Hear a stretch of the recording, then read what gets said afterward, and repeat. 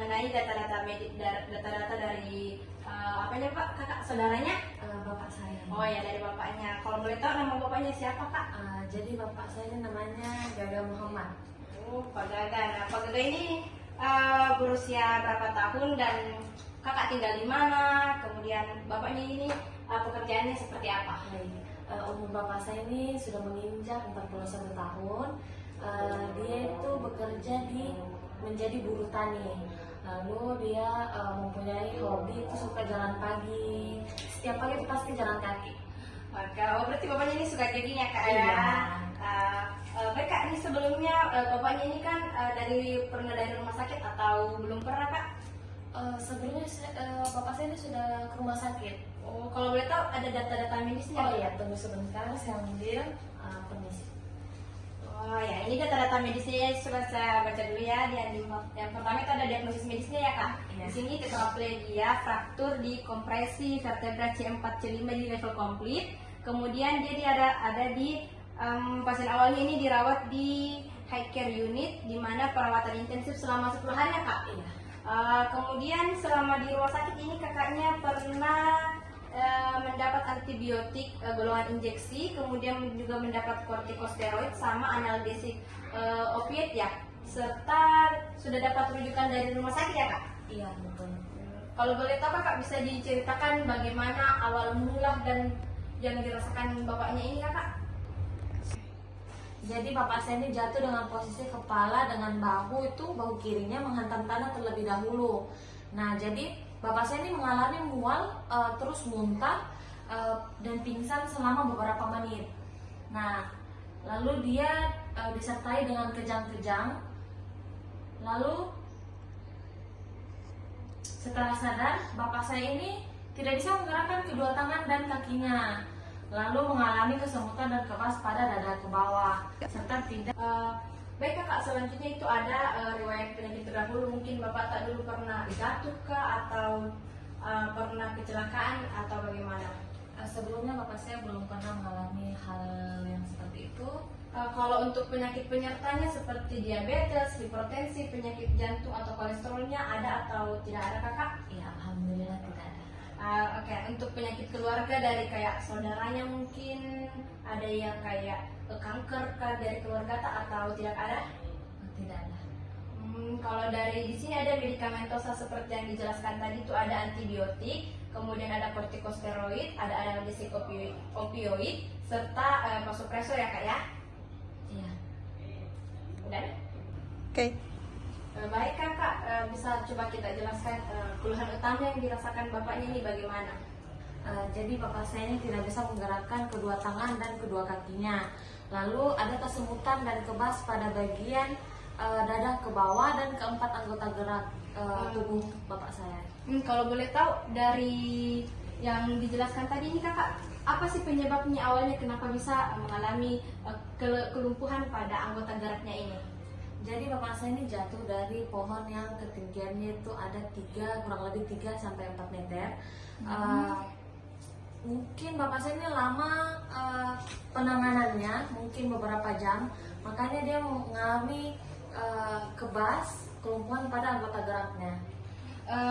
Yang ini bapaknya saat jatuh itu ada rasa mual atau pusing kah atau kejang kah pas jatuhnya Kakak atau bagaimana?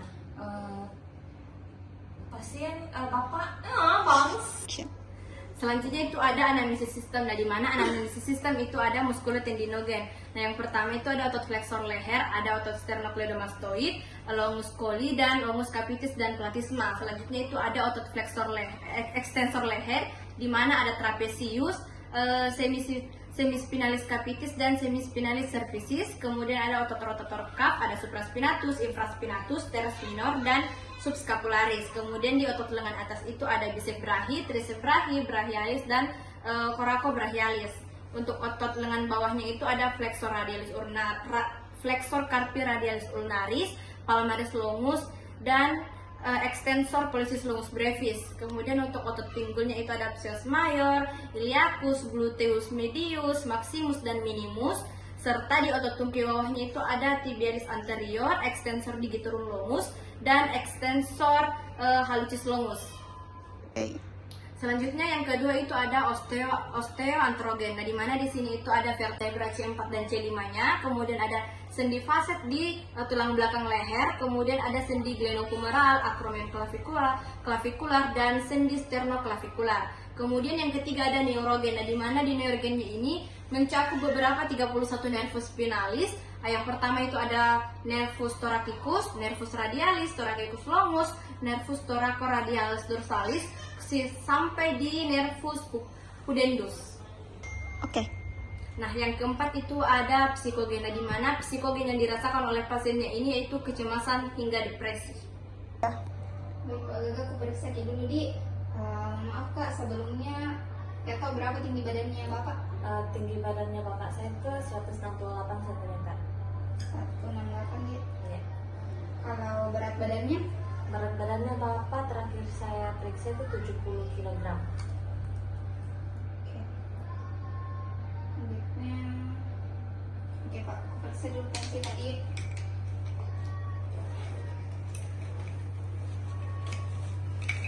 Selanjutnya yaitu inspeksi. Yang pertama ada inspeksi statis. Bahu kanan pasien lebih tinggi daripada bahu kirinya dan tumpuan lebih banyak pada kaki kiri atau sinistranya dan tidak ada kelainan pada posisi panggul. Selanjutnya yaitu inspeksi dinamis. Pasien hanya mampu menggerakkan leher namun terbatas, kemudian anggota gerak lain seperti tangan dan kakinya itu tidak dapat bergerak, serta tubuhnya dapat miring kanan dan kiri tapi menggunakan bantuan.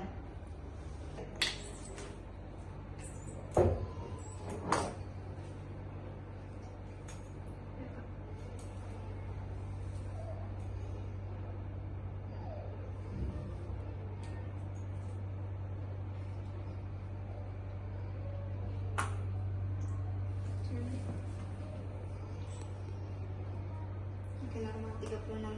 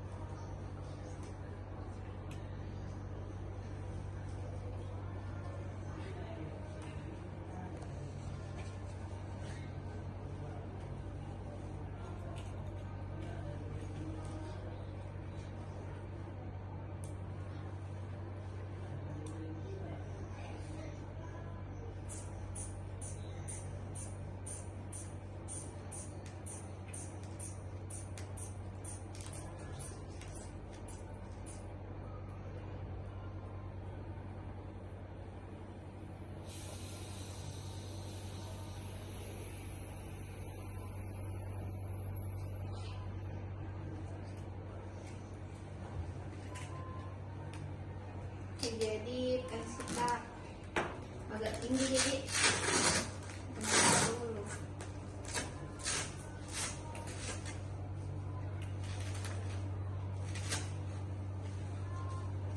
Selanjutnya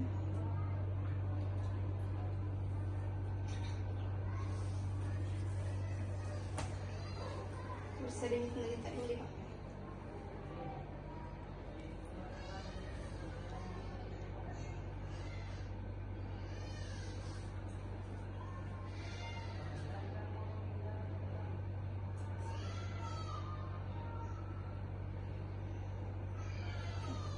Denyut nadinya normal 65 kali per menit.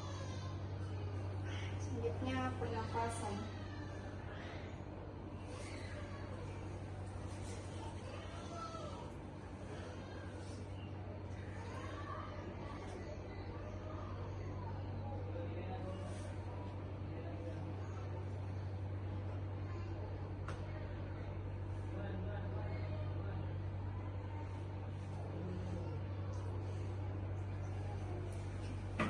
Denyut nadinya juga normal 70 kali per menit.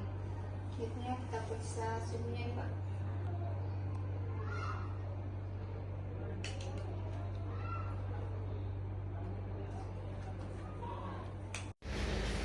Baik, tinggi badan pasien 168 cm dengan berat badan 70 kg, indeks massa tubuhnya itu 24,8 kg, tekanan darah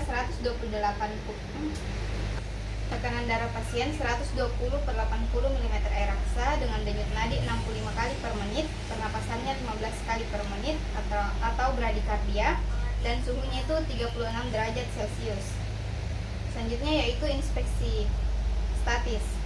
Pasien datang dalam keadaan posisi baring dan posisi kepala pasien itu miring ke kanan. Selanjutnya inspeksi dinamisnya itu pasien hanya mampu menggerakkan leher namun terbatas.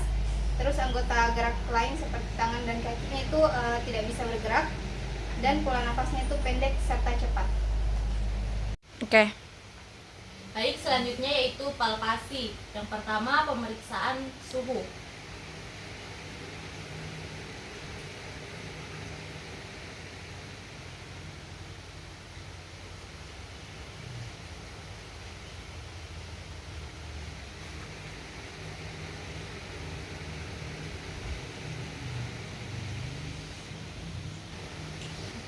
Selanjutnya pemeriksaan udem.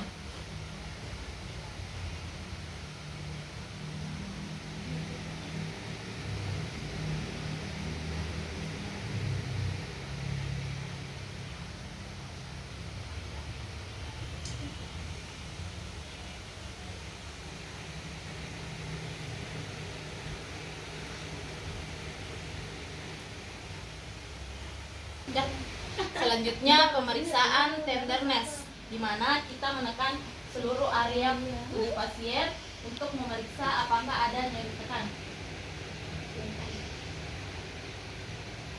Maka nyeri kalau pencet di sini, Pak. Bilang nyeri di sini. Oke. Selanjutnya pemeriksaan tenderness, di mana kita menekan-nekan seluruh tubuh pasien lalu menanyakan apakah ada nyeri. Kalau saya tekan di sini nyeri, Pak? Ada. Kalau di sini Ada.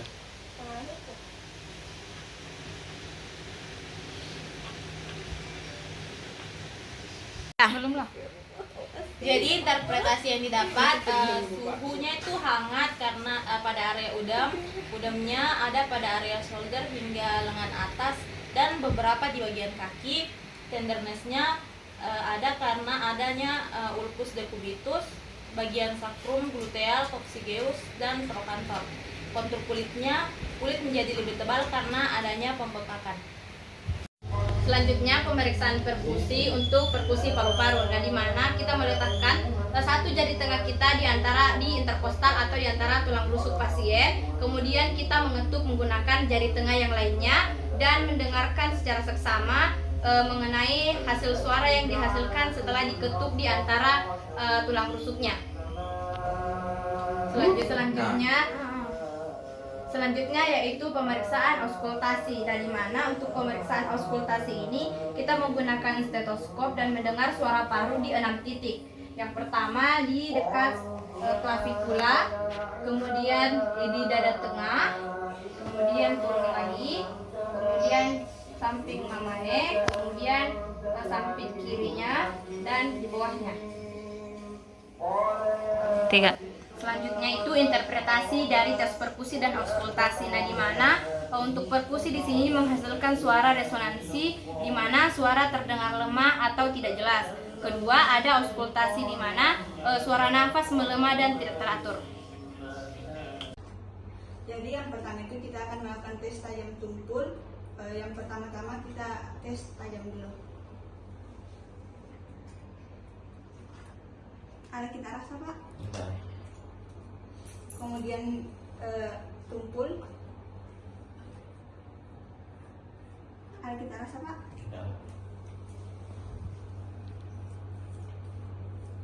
Ada kita rasa?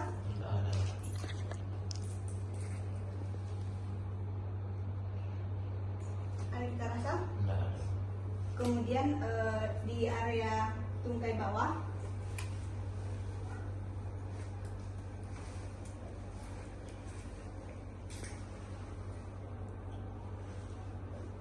Terasa, Pak? Terasa?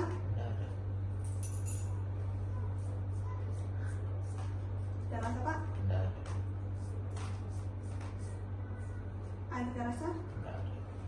Baik, dari hasil pemeriksaan itu pasien tidak dapat merasakan sentuhan rasa, jadi hasilnya itu abnormal atau positif. Baik, selanjutnya saya akan melakukan tes PFGD, yaitu pemeriksaan fungsi gerak dasar. Nah, ini tuh merupakan tes yang basic movement untuk pemeriksaan fisioterapis. Jadi bertujuan untuk menilai fungsi motorik dan berapa tingkat untuk pergerakannya. Jadi di awalnya itu kita akan melakukan tes. Baik Pak, saya akan melakukan tes kepada kemampuan leher Bapak. Saya bedakan menjadi dua, pasif dan aktif. Aktif itu Bapak bergerak sendiri, dan pasif itu saya yang akan menggerakkan Bapak. Oke, baik. Bapak dengarkan baik-baik instruksinya. Jadi pertama, Bapak coba tekuk lehernya ke arah depan. Oke, coba Bapak menunjuk ke arah atas. Coba kepalanya dimiringkan ke kanan dan ke kiri.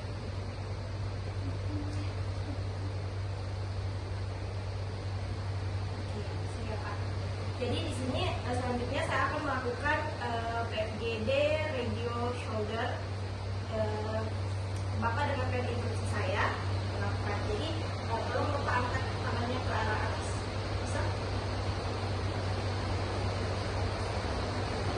Selanjutnya kakinya bisa Bapak angkat ke arah atas.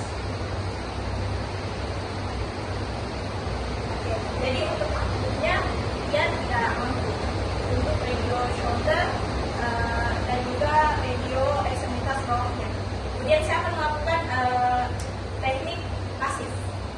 Selanjutnya, oke Pak Di, saya pegang kepalanya.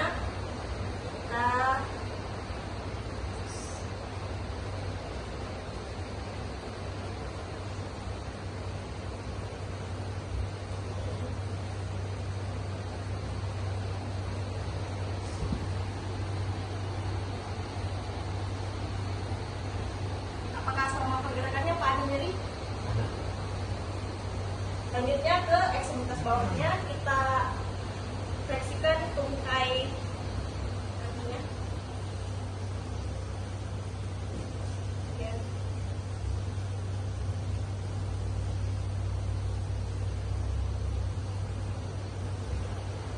Apakah selama tesnya ada Bapak rasa nyeri?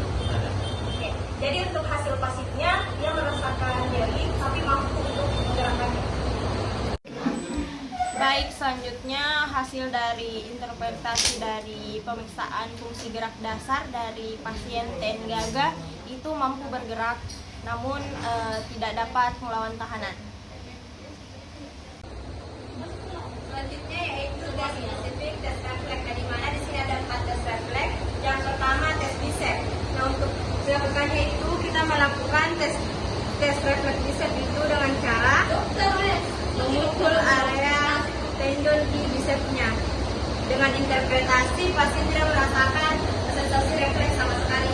Kemudian untuk ada tes refleks tricep dengan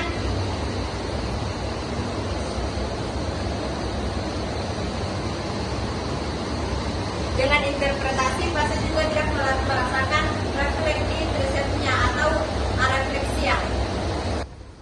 Selanjutnya yang ketiga yaitu refleks patelan, di mana kita mengangkat kaki pasien, kemudian kita lakukan pukulan refleks di bawah tempurung lututnya. Dengan interpretasi pasien tidak dapat merespon refleks atau arefleksia. Selanjutnya yang keempat yaitu refleks Achilles, di mana kita melakukan ketukan di tendon Achillesnya. Dengan interpretasi, pasien tidak merespon refleks atau arefleksia. Selanjutnya ada tes sensorik, di mana tes sensoriknya itu suhu, yaitu menggunakan air hangat dan air dingin. Kemudian kita menempelkan 2 botol yang berisi air hangat dan air dingin di seluruh ekstremitas pasien.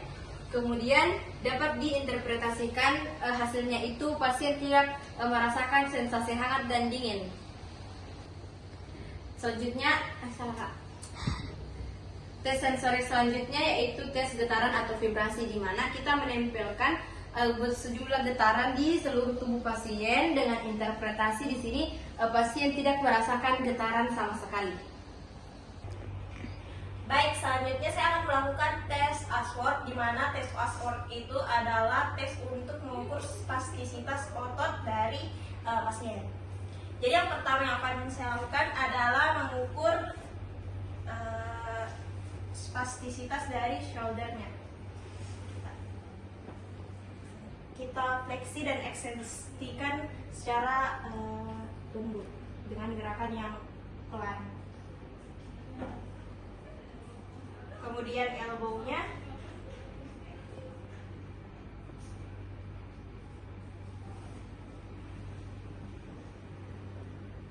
skornya itu ada 2.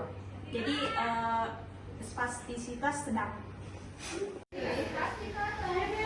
Baik, untuk interpretasi dari skala Ashworth-nya itu, untuk ekstremitas atasnya itu bernilai 2 dengan peningkatan tonus otot sedikit lebih nyata dengan tahanan yang lebih jelas sepanjang rentang gerakan karena sendinya itu masih relatif mudah digerakkan. Kemudian untuk ekstremitas bawahnya masih peningkatannya itu tonus ototnya ringan ditandai dengan tahanan minimal yang sepanjang rentang gerakannya, tetapi sendinya masih mudah untuk digerakkan.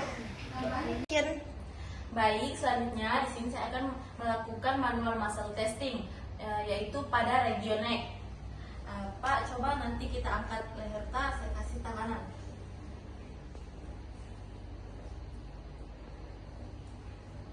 Coba kita mendongak ke atas, saya kasih tanganan. Lalu coba kita melihat ke kiri atau ke kanan, lalu nanti saya kasih tanganan.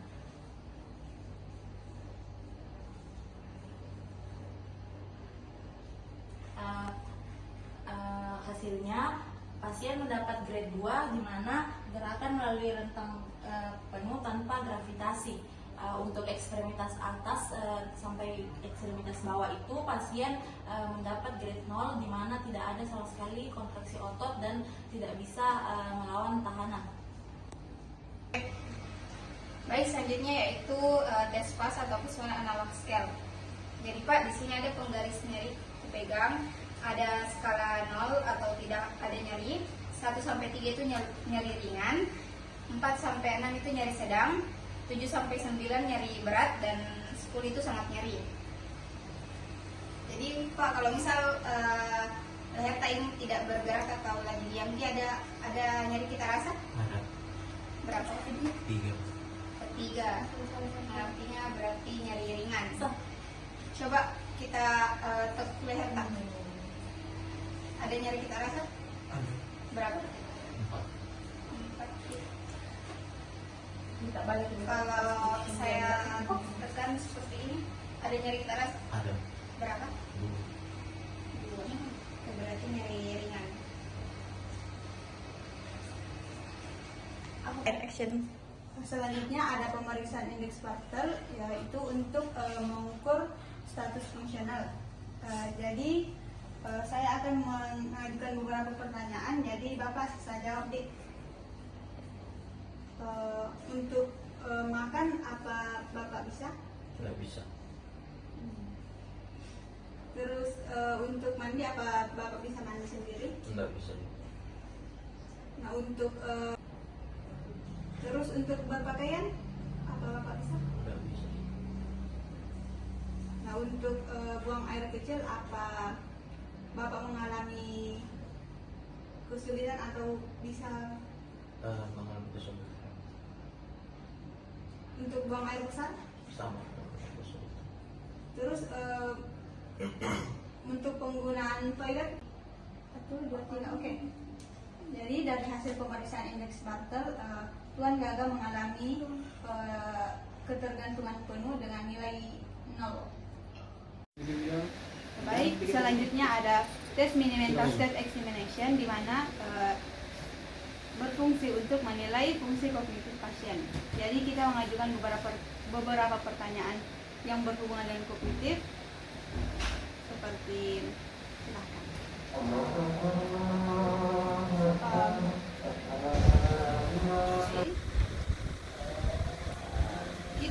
sekarang berada di mana?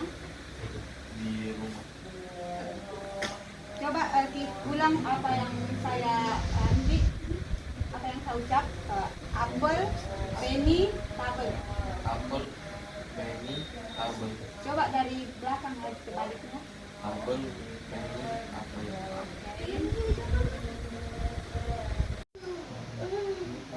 Coba Bapak ulang kata halo tapi dengan ejaan mundur. O, L, A, A. Dari hasil pemeriksaan fungsi kognitif pasien, pasien memiliki fungsi kognitif yang normal. Action. Selanjutnya ada asesmen. Yang pertama ada diagnosis, di mana diagnosis fisioterapi di sini dari hasil pemeriksaan yang dilakukan itu Tuan Gaga mengalami tetraplegia, fraktur kompresi vertebra C4 dan C5 yang mengakibatkan kelumpuhan pada keempat ekstremitasnya, yaitu lengan dan tungkai bawah. Nah, kondisi ini juga itu menyebabkan gangguan sensorik berupa kesemutan dan kebas di area dada ke bawah, dan selain itu pasien juga mengalami keterbatasan dalam melakukan gerak pada leher dan ketidakmampuan melakukan gerakan di keempat anggota gerak. Yang kedua ada tujuan, di mana untuk tujuan di sini ada tujuan jangka panjang. Yang pertama untuk meningkatkan kemandirian fungsional, kemudian untuk meningkatkan kekuatan otot dan meningkatkan kualitas hidup. Untuk tujuan jangka pendek, Selanjutnya ada planning. Nah, yang pertama di sini ada intervensi. Nah, untuk intervensi sendiri, yang pertama ada kecemasan. Nah, di mana untuk kecemasan di sini kita menggunakan komunikasi terapeutik dengan tipe itu motivasi dan dukungan emosional yang dilakukan setiap kali terapi. Kemudian yang kedua itu ada kemampuan sensorik. Yang pertama ada stimulasi taktil atau sentuhan. Nah, di mana ini itu merupakan suatu yang harus dilakukan berbentuk pijatan lembut di seluruh ekstremitas pasien untuk meningkatkan aliran darah. Masa kok pesta di rekaman CCTV keluarga? Oke, lagi mau oke.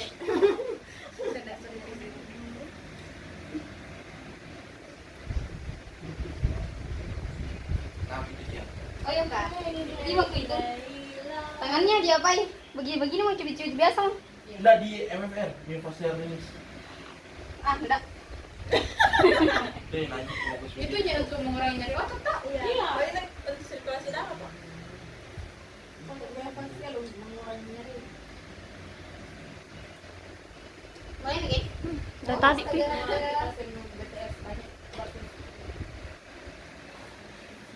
Kapan datang kan? Ada yang musiknya kok. Mute mami nanti suaranya ini. 14 Februari nih. dari BTS mau masuk semua. Karena banyak semua disuntik. Oh, jadi main ambil semua multi. Wow, ini sih apa? Penampilan juga ke Adi. Apa? Oh, Yang penting dia yang intervensi yang BTS, ada yang BTS dan semua yang BTS masuk ke dalamnya. like Kami penting ada yang empat itu yang Kak Bruce, Langsung sama. Tidak tahu bilang Jihan. Oh, kenapa ini? Lanjut deh. kita masuk ke situ. Yang topnya, gerakannya, sama namanya. Itu hanya yang video kompresor. Jadi kau punya tangan, punya kompresi dan tadi bisa dikasih. Selanjutnya yaitu latihan propriosepsi posisi tubuh dengan cara kita menempatkan bantal atau guling di punggung pasien sehingga dia bisa merasakan posisi tubuhnya. Ini bisa. Kita sabar aku langsung nyarinya. Ada deh.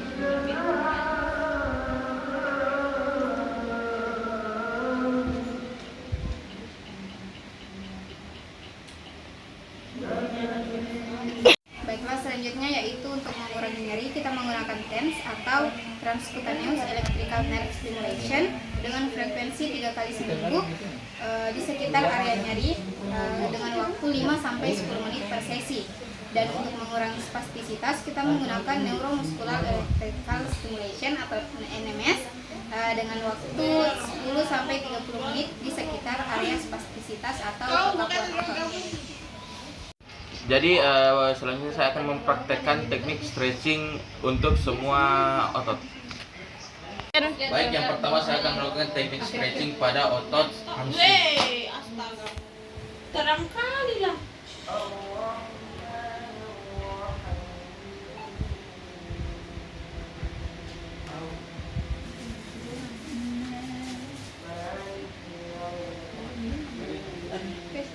Terus baik, yang selanjutnya yaitu saya akan melakukan teknik stretching pada otot quadricep.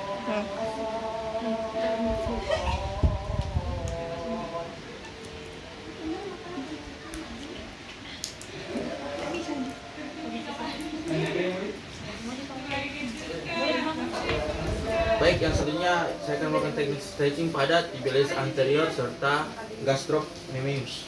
Untuk tibialis anterior itu caranya ditekan ke arah bawah. Sementara untuk gastrok ditekan ke arah atas.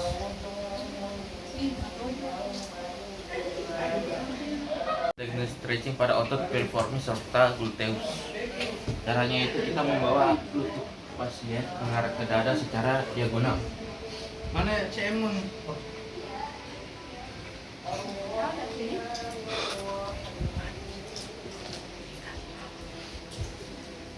Baik, selanjutnya saya akan melakukan teknik stretching pada otot tricep. Saya akan melakukan teknik stretching pada otot tricep. Jadi caranya itu kita melipat tangan pasien lalu mendorongnya di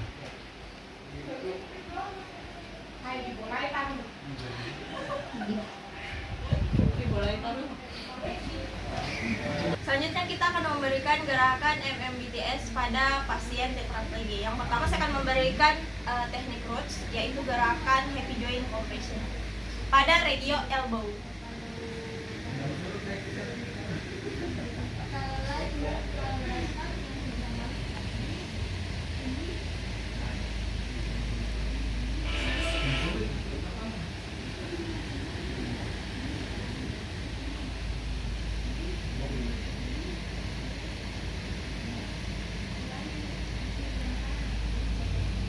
Kemudian pada radio waist-nya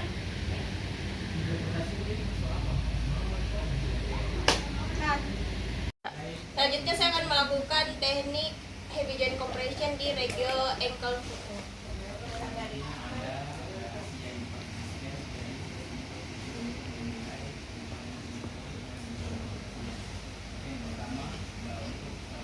Oke. Baik, gerakan kedua yaitu traksi ekstremitas atas.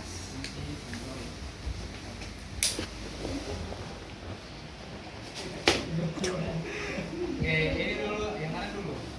Isu dulu.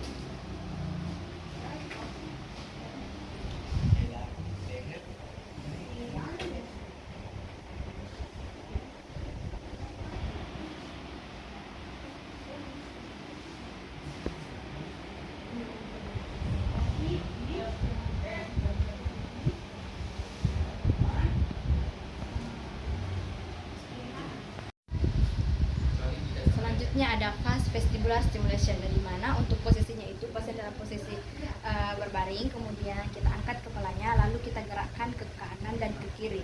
Nah, di mana untuk fast vestibular stimulation ini itu digunakan untuk membantu mengurangi resiko jatuh pasien dan membantu meningkatkan keseimbangan pasien. Jadi selanjutnya ada teknik tapping, di mana ini adalah salah satu metode terapi yang menggunakan pukulan ringan pada tubuh di titik-titik tertentu pada area dermatomnya. Nah, tujuannya itu untuk mengurangi rasa sakit, merangsang peredaran darah, mengurangi kekakuan dan ketegangan otot.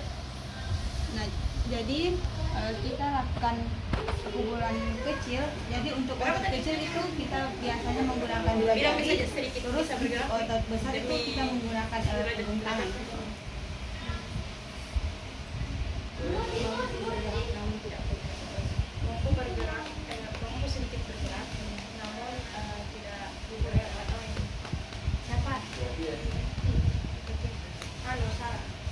Nah, untuk ekstremitas bawahnya kita itu di area dermatom L2. Nah, untuk ekstremitas bawahnya kita beri di area L2. Wih.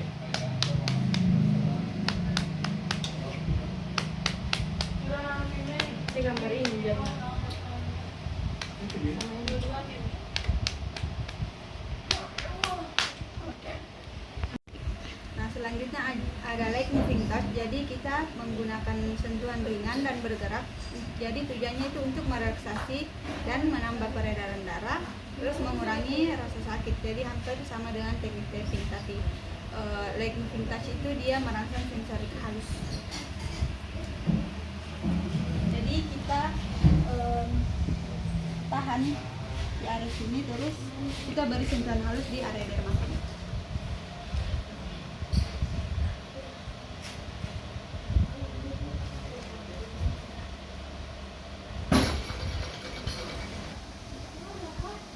Jadi di area ekstremitas atasnya sama kita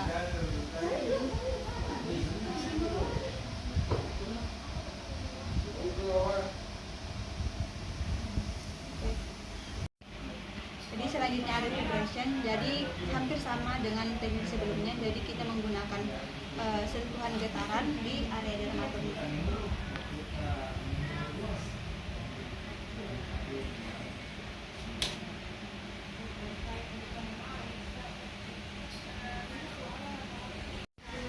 Kemudian di ekstremitas bawahnya sama kita berikan di area L2 dan L1.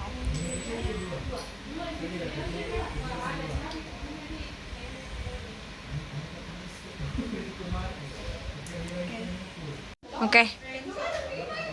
Selanjutnya yaitu gerakan flexibility, yaitu untuk mengurangi kekakuan sendi atau atrofi.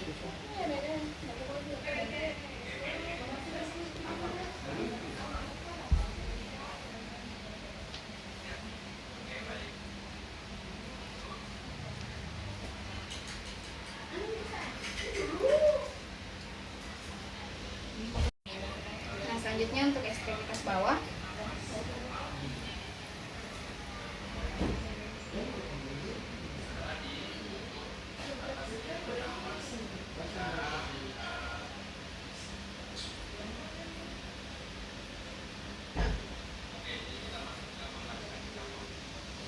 Selanjutnya ada NDT atau Neuro Development Treatment, di mana dari posisi baring ke posisi tidur miring.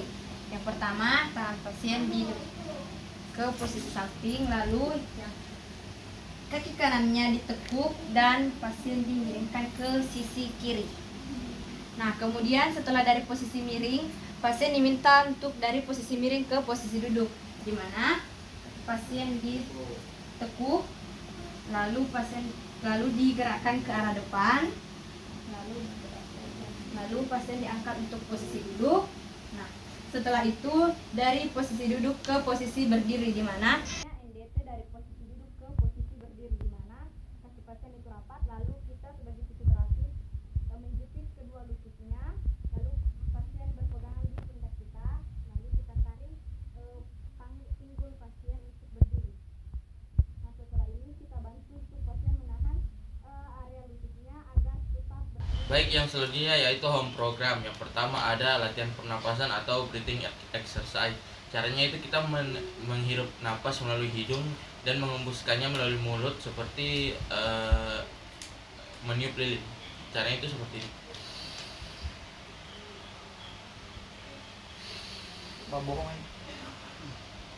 Frekuensinya itu 3-5 menit dan 2-3 kali dalam sehari. Baik, selanjutnya yaitu stretching leher, yaitu dengan memiringkan leher ke kanan seperti ini, lalu ke kiri seperti ini. Repetisinya itu 5 kali di masing-masing sisi. 5 waktunya itu 5-10 menit dan bisa dilakukan 2 kali dalam sehari.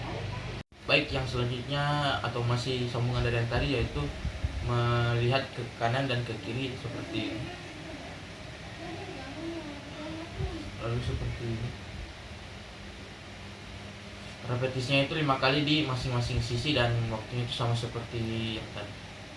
Baik, yang selanjutnya itu peregangan hamstring. Kita bisa melakukan ini dengan cara menjalankan kaki kita ke depan, lalu berikan tumpuan di sini, badan diberikan ke depan, lalu telapak kaki diangkat ke atas seperti ini. Kita bisa melakukan ini repetisinya itu 10 kali dalam sehari. Baik, yang selain home program yang terakhir yaitu Bridging exercise. Ulang. Jadi stop. Ayo, Ben. Nanti buka Tito. Masih terekam? Iya, masih. Ayo, Ben. Baik, yang selanjutnya yaitu bridging exercise. Jadi kita bisa melakukan hal ini dengan cara tiduran. Kedua kaki diangkat seperti ini, lalu angkat pinggul kita ke atas. Seperti ini.